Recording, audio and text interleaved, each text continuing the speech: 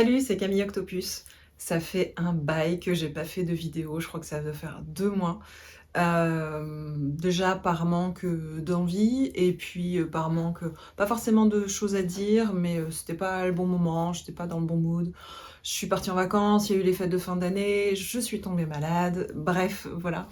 Me voilà de retour et aujourd'hui, on va aborder un petit peu l'aspect social, les difficultés sociales que, je peux présenter en tant que personne avec un TDAH et une, suspicion, d'autisme qui, on va dire, sera bientôt, on va dire, officielle, parce que dans 2 mois maintenant, non, moins de 2 mois, dans 1 mois et demi, je passe des tests en clinique psy, pour avoir un diag officiel et voilà. Donc aujourd'hui, on va parler, sociabilité, masque social, ce qui a pu, jusqu'ici en tout cas chez moi, être à la fois une énorme difficulté, dont je me suis pas forcément rendu compte très tôt, et surtout une énorme difficulté, qui est complètement invisible pour, les autres, pour les gens qui m'entourent et même pour les personnes les plus proches. Donc les difficultés sociales, ça fait partie du spectre de l'autisme. Donc dans le TSA, les difficultés sociales, elles sont prépondérantes, elles font vraiment partie, du diagnostic. Sans ces difficultés sociales, il n'y a pas en fait d'autisme possible.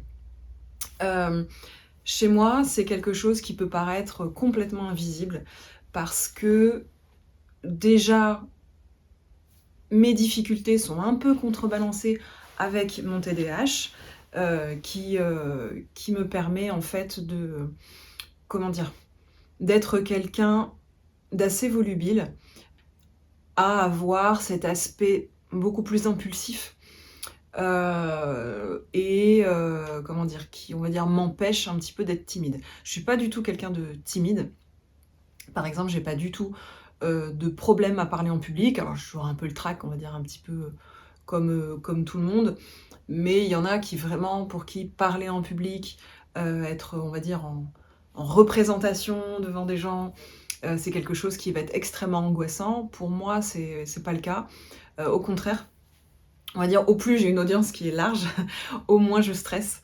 Heu, Par contre, si je suis en entretien d'embauche, ou en discussion one to one, là, ça va être beaucoup plus difficile pour moi d'interagir, beaucoup plus ça va me demander beaucoup plus d'énergie, d'effort. Donc j'y reviendrai, après. Mais aussi, je disais, mes difficultés sociales, elles sont complètement invisibles, parce que depuis que je suis petite, en fait toute petite, je parlais beaucoup, j'ai parlé, assez vite, assez tôt, assez bien et j'avais besoin d'exprimer plein de choses. Donc ce que ma mère, me raconte, c'est que, je parlais vraiment avec, tout le monde et n'importe qui, un chien avec un chapeau, des gens, qui passent, il fallait que j'aille les voir et que je discute avec les gens. Alors je sais pas de quoi je parlais, hein, je m'en souviens pas parce que c'était vraiment, quand j'étais vraiment petite et hem vraiment voilà, je parle à tout le monde. Apparemment, j'avais plein de choses à dire et plein de questions à poser. Donc donc voilà, j'ai pas eu, on va dire, les difficultés, classiques, que peuvent avoir, des personnes autistes. C'est-à-dire, ça peut être du mutisme sélectif, par exemple, donc c'est-à-dire, refuse de parler, à la plupart des gens, sauf par exemple à ses parents ou à, sa famille et toutes les personnes en dehors de ce cercle-là, bah, ne pas entrer en interaction, ne pas parler en tout cas avec les gens parce que, ça crée trop d'angoisse, ou il peut y avoir aussi des difficultés, d'apprentissage de la communication, du langage, des difficultés d'accès au langage, en tout cas la verbalisation, ce qui, comment dire? Ce qui peut être un signe, assez, précurseur, de difficultés sociales et du coup qui peut amener peut-être un petit peu plus tôt à un diagnostic, dans la vie de l'enfant. Donc moi enfant, mes difficultés sociales, elles sont complètement passées à la trappe et honnêtement, je n'en ressentais pas, on va dire que je ressentais pas de difficultés de communication. Je me souviens ou en tout cas avec les adultes. Voilà, ça c'est important. C'est-à-dire que j'ai très peu de souvenirs d'interactions sociales avec les enfants de mon âge déjà. Les enfants de mon âge, au final, bah, c'était des camarades d'école, hem et voilà, à cet âge-là. Parce que j'étais la première de ma famille, enfin, on va dire de dans les petits-enfants, tout ça, de cousins, en fait, j'étais l'aînée. Donc je suis toujours l'aînée. Donc on va dire, relation avec les autres enfants, ça se faisait, en fait, uniquement à l'école et beh, en fait, je me sentais toujours en décalage. Donc en décalage, vraiment, par rapport au centre d'intérêt, par rapport, aussi au développement, enfin voilà, à mes envies, à mes idées. Je me sentais pas du tout en raccord avec, les enfants de mon âge et du coup, ils m'intéressaient pas. Donc alors j'avais quand même des copines, hein, à l'école, mais déjà très peu et puis surtout, on va dire, une copine à la fois. C'est-à-dire je faisais pas partie j'ai jamais fait partie d'un cercle d'amis. J'avais toujours une amie, ou 2 amies, grand max et généralement, soit elles étaient un peu plus âgées que moi, soit elles avaient mon âge, mais c'était quelque chose de très intense et d'assez, isolé. Hem comment? Donc ça peut, on va dire, déjà mettre la puce à l'oreille, de parents, de dire: «Tiens, ma fille, elle parle pas vraiment aux autres enfants de son âge ou elle parle surtout avec, des personnes plus âgées, des ados, des adultes». Enfin, je m'entendais surtout avec des personnes, plus âgées que moi. Mais c'était mis un petit peu sur le dos de la précocité parce que, j'ai passé un test de QI à l'âge de 4 ans, 5 ans, je sais plus, 5 ans je crois et du coup, j'étais ce qu'on appelait à l'époque, ce qu'on ne dit plus aujourd'hui, j'étais ce qu'on appelait à l'époque surdouée. Donc, on va dire que ça a été mis sur le dos, de la douance, de communiquer avec des personnes plus âgées que moi, parce que, j'avais, on va dire un quotient intellectuel supérieur à la norme et donc supérieur à la plupart de mes camarades du même âge. Donc, ça a été mis, on va dire, sur ce dos-là, sur ce décalage, on va dire, intellectuel et pas social. Ça a presque été perçu comme, un avantage, sur les autres, alors que moi j'ai jamais vécu ça. J'ai jamais vécu, on va dire, mes capacités intellectuelles supérieures. Je mets vraiment des gros guillemets parce que je me suis jamais sentie supérieure en capacité cognitive. Mais enfin voilà, en gros ça a été mis là-dessus et ça a pas été vu comme, une difficulté, mais bah voilà, c'est juste un décalage et c'est dû à son QI, quoi. Sauf que dans les interactions pures, même avec les personnes plus âgées que moi, j'ai toujours senti qu'il y avait quelque chose qui n'allait pas, qu'il y avait, comment dire? Quand bien même je m'exprimais bien et facilement avec les gens, je me sentais toujours un petit peu à côté de la plaque ou, bah, justement comme c'était des personnes plus âgées, on n'avait pas non plus les mêmes centres d'intérêt, il y avait pas la même expérience, le même vécu, donc il y avait toujours un décalage avec les autres et puis surtout, j'aimais pas rencontrer et je n'aime toujours pas rencontrer des nouvelles personnes. J'aime pas faire des rencontres. J'aime pas faire connaissance avec quelqu'un. Franchement, c'est quelque chose qui me gonfle et surtout qui me fatigue. Et en fait, cette fatigue-là, je l'ai perçue assez tôt, mais pour moi, c'était quelque chose de tout à fait, normal. Et puis, au final, au fur et à mesure des années, que je grandissais, que je devenais préado, adolescente, que j'entrais au collège, c'est vraiment au collège où il y a eu une espèce de rupture avec les autres, où je me suis sentie, complètement en décalage, mais cette fois-ci pas en décalage intellectuel, mais un décalage purement social et l'impression de pas du tout être à ma place, avec, les gens de mon âge, quoi. Les en particulier les filles, je m'entendais vraiment pas avec les filles et j'ai pendant longtemps, même encore au lycée, hein, j'ai souvent dit: «J'aime pas les filles». voire je déteste les filles parce que je me retrouvais pas du tout en elles. Et puis alors la notion de genre, j'avais pas spécialement enfin, en fait cette notion de genre, comment dire? Pour moi, c'était quelque chose d'assez compliqué parce que j'avais un peu de mal à m'identifier au genre féminin, parce que je me reconnaissais pas du tout dans 95, 99 des autres filles et c'est peut-être pour ça que je disais que je les aimais pas. C'est parce qu'en fait, je me sentais pas à ma place et je me reconnaissais pas dans ce genre-là. Alors je me ressentais pas, garçon pour autant, mais pour moi la notion de genre, c'était pas quelque chose de clair et je pense que ça a dû jouer, sur, bah, du coup sur mes amitiés et sur la manière dont j'interagissais avec les filles et les garçons. D'ailleurs, j'étais un peu plus proche des garçons, je m'entendais mieux avec les garçons parce que moi, ils me faisaient marrer, je trouvais les interactions plus simples avec eux, parce qu'ils étaient plus cons aussi, je pense. Et beaucoup moins complexes en fait que les filles, je trouvais. Et c'est pas faux, les mecs sont quand même vachement moins complexes que les filles. Sauf qu'à l'époque, bah, justement, je préférais ça, cette simplicité. Parce que ça me demandait moins d'efforts d'être pote avec des garçons plutôt qu'avec des filles.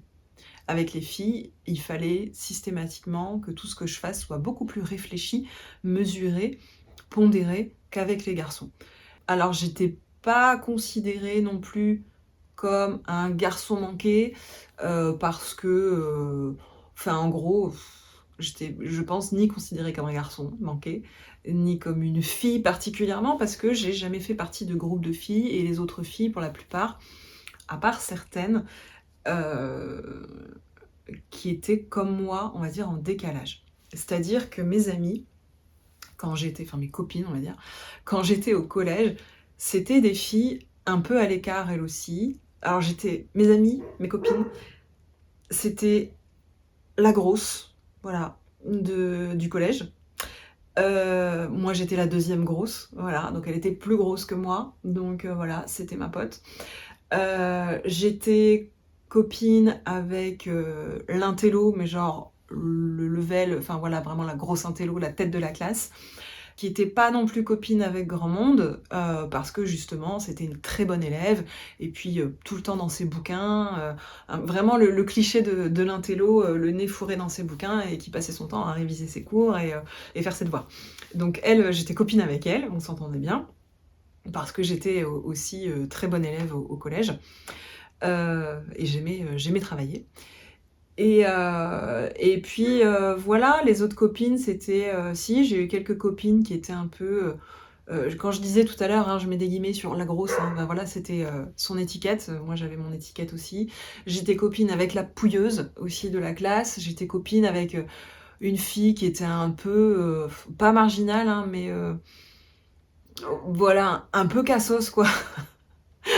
J'étais pote avec les cassos et les gros. Voilà. C'était, comment dire? Vraiment dans les séries américaines, la bande de losers. Ceux qu'on bouscule, dans les couloirs, ceux qu'on pointe du doigt, ceux qui mangent ensemble à la cantine et qui sont pas mélangés avec les autres. Enfin, le gros cliché des films ou des séries américaines, enfin, genre, je l'ai vécu, mais du coup, non pas du côté de la bande de filles, branchées, mais du côté des grosses losers et bah, je l'ai quand même vachement mal vécu. On va dire que mes amitiés du coup avec ces personnes-là étaient sincères, et assez simples aussi parce que, voilà, il y avait pas vraiment beaucoup de masque, social à avoir avec ces personnes-là. Donc c'était quelque chose d'assez simple et c'était des amitiés sincères. Mais je voyais bien que je n'étais pas amie avec les gens lambda, avec les gens, alors ni populaires, ni même on va dire normaux, selon les critères de normalité quand on a, 12-13 ans, quoi. Donc je me sentais, forcément en décalage et puis aussi je me souviens que je faisais beaucoup, beaucoup de choses pour être appréciée par des personnes plus populaires. C'est-à-dire que j'offrais des cadeaux, je dépensais beaucoup de mon argent de poche, pour, acheter des bricoles, des bonbons, des chewing-gums, à des gens que j'aimais bien, pour qu'ils m'aiment, pour qu'ils m'apprécient et pour être, acceptée. Alors ça marchait pas vraiment, hein, donc c'est-à-dire qu'ils étaient contents que je leur offre des cadeaux, des stylos, des enfin voilà. Hem, je les aidais pour faire leurs devoirs, pour réviser leurs cours et tout. Avec le recul, mais franchement ça fait pitié. Enfin c'était complètement hypocrite, de leur part, quoi. Ils pouvaient être sympas avec moi, mais c'était totalement hypocrite. C'est parce que, je me pliais en 4 pour eux, en fait, en échange enfin c'était assez triste, quoi. Donc je le vivais mal et puis après il y a eu le lycée où là j'ai plutôt fait partie d'une bande de potes, mais il y a eu une espèce de rupture parce que le lycée dans lequel je suis allée, c'était pas dans la même ville que le collège où j'étais et donc c'était des personnes les personnes que j'ai connues au collège, je ne les ai complètement perdues de vue et j'ai rencontré des nouvelles personnes au lycée. Donc nouvelles personnes, nouvel environnement, nouvelle moi, j'avais aucune étiquette, j'ai pu me créer ma propre étiquette et surtout complètement alors j'allais dire complètement démasquée, sans que je sache ce que c'est que le masquage, que le camouflage, mais j'étais vraiment moi-même et vraiment en pleine crise d'ado, grosse rebelle, enfin grosse rebelle, non, j'étais toujours bonne élève et tout ça, hein, mais rebelle dans ma façon d'être, ma façon de m'habiller, ma façon de parler, mes goûts, culturels, où j'étais en toujours pour le coup un peu en décalage, mais c'était un peu ma marque de fabrique et on m'appréciait pour ça parce que j'étais un peu l'original de service. J'étais drôle, j'étais, enfin voilà, j'étais, expansive, voilà. Donc pour les gens au lycée, j'avais pour le coup pas de difficultés sociales, parce que ce que j'avais vécu, les années de galère que j'avais vécues au collège, c'était terminé. Là, j'étais, on va dire, dans une nouvelle ère et c'était quelque chose de très positif pour moi et surtout, j'ai complètement assumé de démasquer et assumé d'être qui j'étais vraiment, quitte à passer pour une meuf vraiment chelou, mais c'était qui j'étais et en gros, bah, si tu m'aimes pas, tant pis pour toi et si tu m'aimes, tant mieux, on est potes et c'est cool et au lycée, bah, voilà, l'originalité, elle est un petit peu plus tolérée, elle peut même être un peu tendance, enfin voilà et à l'époque, ouais, donc j'avais un groupe de potes, qui étaient tous, plus ou moins chelous et donc on était chelous un peu tous ensemble. Donc ça, on va dire que ces années lycée sont bien passées et je pense que j'ai pas donné à voir de difficultés sociales parce que j'en éprouvais pas. J'en éprouvais pas, tout simplement parce que je m'autorisais à être moi-même. Donc ça a été, hyper agréable et être moi-même à l'époque, c'était vraiment porter des vêtements, complètement enfin what the fuck quoi. Je portais, enfin, j'y reviendrai plus tard dans une autre vidéo, mais franchement, j'étais, je pense qu'il y a des profs qui devaient me voir arriver le matin et qui disaient: «Oh là là, comment est-ce qu'elle est encore aujourd'hui celle-là?» Mais j'assumais total et je kiffais et enfin voilà et donc j'étais heureuse et j'étais bien et j'avais pas spécialement de difficultés sociales. Parce que j'avais trouvé aussi des personnes qui m'acceptaient comme ça et qui m'aimaient comme ça. Et puis après, il y a eu l'âge adulte où pour le coup, j'ai fait vraiment un revirement à 360 et j'ai complètement caché sous le tapis qui j'étais. J'ai complètement mis un couvercle sur mon originalité, sur qui j'étais vraiment, pour à nouveau plaire. Plaire aux adultes, plaire aux gens de mon âge et plaire à celui qui était à l'époque, mon petit copain qui est devenu, mon mari et qui aujourd'hui est mon ex-mari. Donc c'est pas spécialement de sa faute, hein, si j'ai mis un couvercle sur qui j'étais. Il a contribué, je pense, par son attitude et par qui il était, à, mmh, cacher un peu qui j'étais, à davantage me fondre dans la masse, camoufler, être quelqu'un de beaucoup plus neutre, que ce soit au niveau de mon physique, au niveau vestimentaire, au niveau de ce que j'aimais, tout ça, de comment je parlais, de comment j'étais dans la vie, voilà, pour être acceptée par sa famille, pour, enfin voilà, j'ai vraiment neutralisé qui j'étais et c'est là où les vraies difficultés, elles ont commencé. C'est que j'ai vraiment pris conscience qu'il fallait que je joue un rôle en permanence. Mais alors vraiment en permanence. Donc c'est-à-dire que pas seulement chez moi et avec lui et chez lui et après on a assez rapidement vécu ensemble, mais, on va dire, dans sa famille, enfin voilà, dans mon entourage, mais aussi au travail. Du coup, j'étais dans un jeu de rôle permanent et je me suis complètement camouflée, masquée. C'est vraiment là que j'ai vraiment commencé à porter un masque et qui s'est, pour le coup, complètement fondu sur mon visage quoi, ce masque-là. Si bien que je me rappelle, avant même de me poser la question d'un éventuel autisme ou de me dire, «J'ai un problème, il y a quelque chose qui va pas». Bon, je me sentais toujours en décalage comme depuis que j'étais toute petite. Ça n'avait jamais changé, je me sentais toujours différente des autres.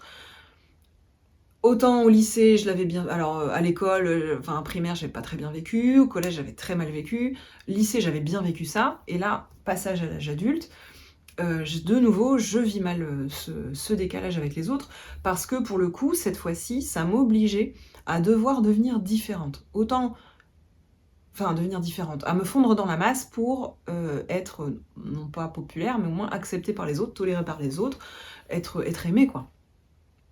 Et là, c'était vraiment la première fois qu'il fallait que je fasse autant d'efforts parce qu'au collège, lycée, je faisais pas énormément d'efforts. C'était comme ça, j'étais différente, j'étais bizarre, j'étais moche, j'étais grosse, j'étais, pas comme les autres. Mais je faisais pas spécialement d'efforts, non plus.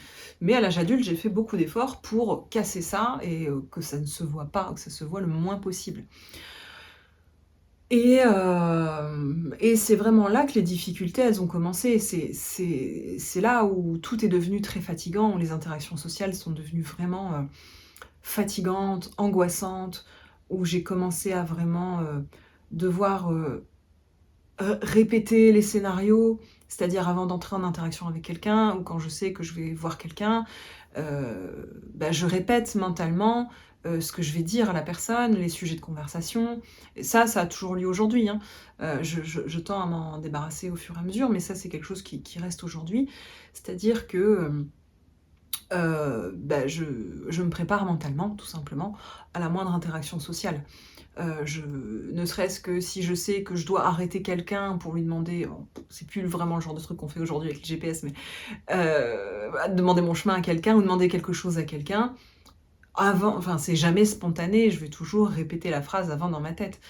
Hem, voir si, ça se dit, ce que je vais dire, voir si c'est, correct, voir, si je vais pas m'emmêler les pinceaux dans ma phrase. Voilà, c'est, voilà. Toutes les interactions sociales, en fait, vont me demander de la préparation, de l'effort et puis aussi poser ce masque et ce masque vraiment littéral, hein, c'est-à-dire vraiment le masque souriant, le masque avenant, bah, pour être apprécié et puis pour masquer mes difficultés et masquer que je vais pas forcément bien ou voilà, quoi. Moi, j'ai des souvenirs, de vraiment de me sentir, mais complètement à côté de la plaque, d'être, en week-end par exemple, bah, avec, ma mon ex belle famille, avec mon ex belle-sœur, tout ça, c'est son mari, sa fille. On passe, un week-end à la montagne, c'est cool, ça se passe bien, on fait la fête, c'est top, enfin voilà, je devrais me sentir bien.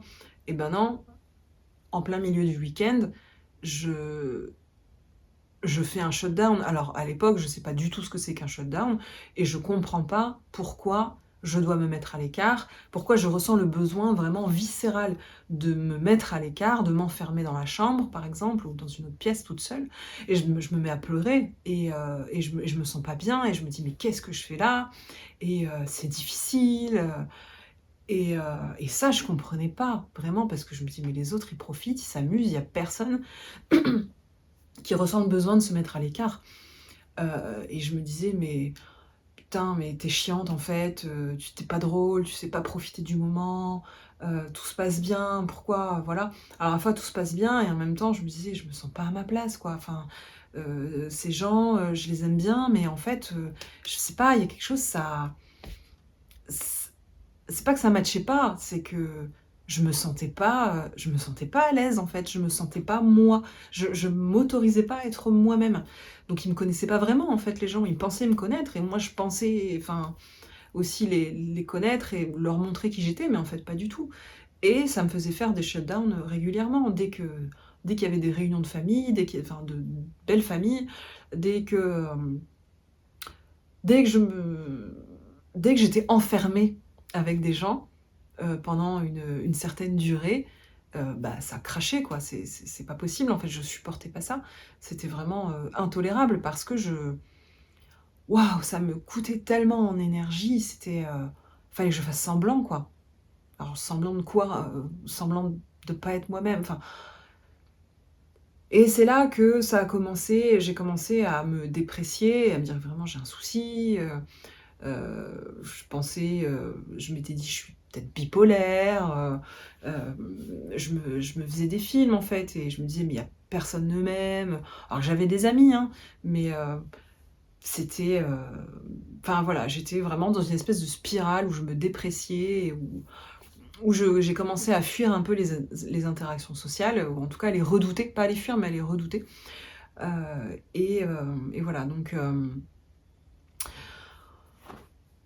voilà les difficultés sociales. J'ai encore plein, plein de choses à dire. J'ai pas envie que ce soit une vidéo indigeste non plus. Mais parce que le pompon en fait, c'est que pour la plupart des gens, je suis quelqu'un d'extrêmement sociable, je donne à voir en fait. Et c'est ça mon problème, c'est que pendant des années, j'ai donné à voir, j'ai pris sur moi, j'ai joué un rôle. Combien de fois vraiment je me suis demandé qui j'étais, parce que je finissais par me perdre, à ne plus savoir qui j'étais. C'est-à-dire que je j'adaptais ma façon d'être, alors c'est-à-dire ma façon de parler, ma façon de gesticuler, ma façon de m'habiller, ma façon de me tenir, mon ton de voix, même mon accent, changeait en fonction de mon interlocuteur. En gros, j'étais un vrai caméléon social. Je suis encore un certain caméléon social, mais je tends à arrêter ça en fait, à arrêter ce cinéma parce que, c'est épuisant et ça fait partie des choses qui m'ont menée au burn-out ou pré-burn-out dans lequel je suis aujourd'hui, quoi. C'est ce rôle joué et se faire semblant et ce sourire forcé et alors forcé et en même temps, ce sont des choses qui viennent très naturellement, très spontanément. Hem, Parce que c'est vraiment ancré profondément en moi, quoi. Autant, voilà, ma spontanéité, ma volubilité, mon aisance à parler, elle est vraiment là, elle est réelle depuis que je suis petite et en même temps, le les interactions avec les autres, elles sont aussi enfin les difficultés et le fait de pas me sentir à ma place, d'être différente et de pas me sentir connectée vraiment profondément avec, la plupart des gens, ni la possibilité d'être moi-même avec la plupart des gens, font que je me suis complètement perdue et que ça a créé une vraie difficulté et un épuisement, en fait, global, quoi. Parce que quand tout doit être réfléchi après, comment dire? Quand je dis que je prépare mes conversations à l'avance, que, bah, je suis beaucoup aussi dans l'analyse parce que comment dire? J'analyse les faits et gestes, les expressions du visage, le ton de voix des gens. Tout ça, alors c'est absolument pas réfléchi, hein, c'est quelque chose d'automatique. Mais si je vois, des sourcils qui se lèvent, une voix qui change, une personne qui parle d'abord à une autre personne puis à moi et je vois que son ton a changé, son attitude a changé, tout de suite il y a 1000 questions qui enfin, je dois réajuster les choses, je dois changer ma position, je dois analyser, je dois essayer de comprendre, essayer de comprendre les sous-entendus, les implicites, on va dire tout ce qui est communication non verbale, tout ça. Tout ça, en fait, me demande un travail d'analyse qui doit être instantané pour être dans une interaction sociale, dynamique et que j'ai pas l'impression de regarder la personne comme ça, dans le blanc des yeux et dire: «Bon alors, qu'est-ce qu'elle est en train de me dire? Pourquoi elle me dit ça comme ça? Pourquoi elle se pose comme ça? Elle parle et en même temps elle prend un peu de recul quand elle me parle. Qu'est-ce qui se passe? Est-ce que j'ai dit quelque chose qui n'allait pas?» Enfin voilà, tout ça, c'est du quotidien et puis aussi, savoir ce que les autres pensent. Depuis que je suis petite, quand on me disait, «Oui, si tu avais un super pouvoir, ce serait lequel?» Bon, à part me téléporter, c'était pouvoir lire dans les pensées. Vraiment lire dans les pensées des autres, c'était vraiment, limite une obsession quand j'étais plus jeune, quoi, vraiment et aujourd'hui encore, enfin, pour moi, c'est important de savoir à quoi l'autre pense. Si l'autre, quand je dis l'autre, ça va être mon compagnon, ma mère, une amie, ne parle pas, que je vois que, bah, il y a une poker face ou, que au contraire, des expressions du visage, mais sans rien dire. Là, pour moi, c'est hyper gênant, en fait et j'ai besoin de savoir et du coup, je dis: «Bah, tu penses à quoi?» ou «Ça va? Tu sûr que ça va?» J'ai peur d'avoir toujours peur d'avoir fait quelque chose de mal. Enfin, c'est hyper fatigant. Du coup, rencontrer des nouvelles personnes, donc apprendre à décoder des nouvelles personnes et apprendre le langage d'une nouvelle personne et apprendre à m'adapter à une nouvelle personne, tout ça, ça me coûte énormément. Donc j'ai plus envie de rencontrer des nouvelles personnes. Et voir des gens que je vois pas souvent, pareil, ça me gonfle, même si je les apprécie les gens, ça me fatigue. Tout ça fait que, ça crée vraiment, petit à petit, un repli sur moi et un désintérêt, voire un dégoût des interactions sociales, même si je sais que c'est pas la solution. Heu, il n'empêche que mon fonctionnement fait que ça me mène à ça. Donc j'essaie de travailler là-dessus, j'essaie d'être beaucoup plus indulgente déjà envers moi-même, aussi envers les autres, de moins me poser de questions, en tout cas de conscientiser quand je suranalyse, même si c'est automatique et extrêmement rapide, de me dire: «Ah c'est bon, enfin, l'autre en face il fait pas ça. Donc toi tu as pas besoin de le faire et tu as pas besoin de t'adapter comme ça».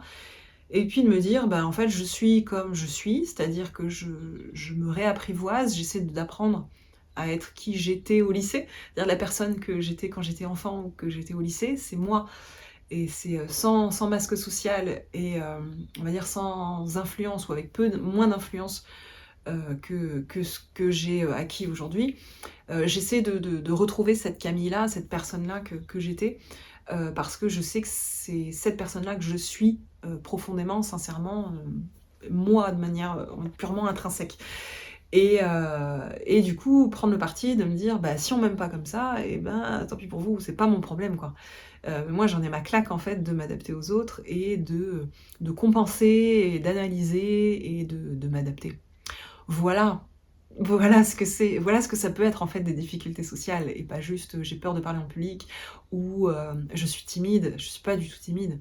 Enfin voilà, c'est quelque chose de beaucoup plus complexe, les difficultés sociales et c'est pour ça que, hem, quand j'évoque l'autisme et le fait que il y a de grandes chances que je sois autiste, on me dit: «Bah non, pas toi, déjà tu sais regarder dans les yeux, alors spoiler, pas forcément, enfin bon, c'est fatigant aussi, c'est gênant pour moi de regarder dans les yeux.